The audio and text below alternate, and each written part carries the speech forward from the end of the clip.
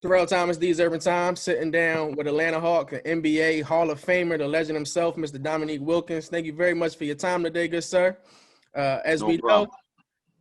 our Atlanta Hawks aren't currently in the bubble, but NBA playoff basketball is live and in full effect. We already have one team in the Eastern Conference Finals, the Miami Heat. On Friday, we'll find out who their competition will be, whether it's the Raptors or the Celtics. The Clippers and the Lakers are still battling as well. You got the Clippers taking on the Nuggets and the Lakers taking on the Houston Rockets. What are your thoughts been so far on the NBA playoffs and everything about the NBA bubble, how it was structured? Well, it's just different. It's a different time. I feel for these guys playing down in Orlando, being in this bubble, being away from the families, not being able to do things that they normally would be able to do. So it's a tough situation. I mean, I've watched some of it. I haven't watched a lot.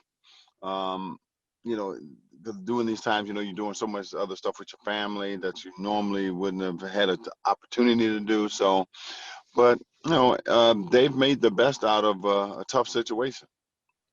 What are your thoughts on who we could possibly see in the NBA Finals? As I just mentioned, we're getting down to only a few teams left.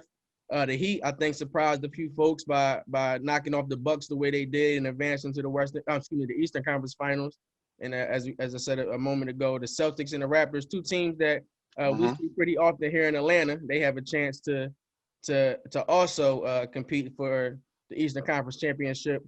Who do you see competing in the NBA Finals this upcoming year? Well, it's definitely going to be an LA team coming out of the West. Just, you know, you flip a coin which one you want. But right now, the Lakers look pretty good.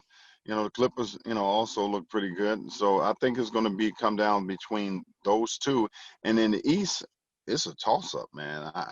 It's tough. That's a tough pick right there.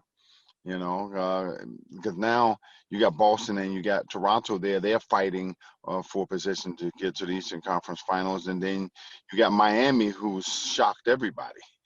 So it's going to be interesting to see which team come out of the East. But when you look at the West, Houston just not big enough to deal with LA.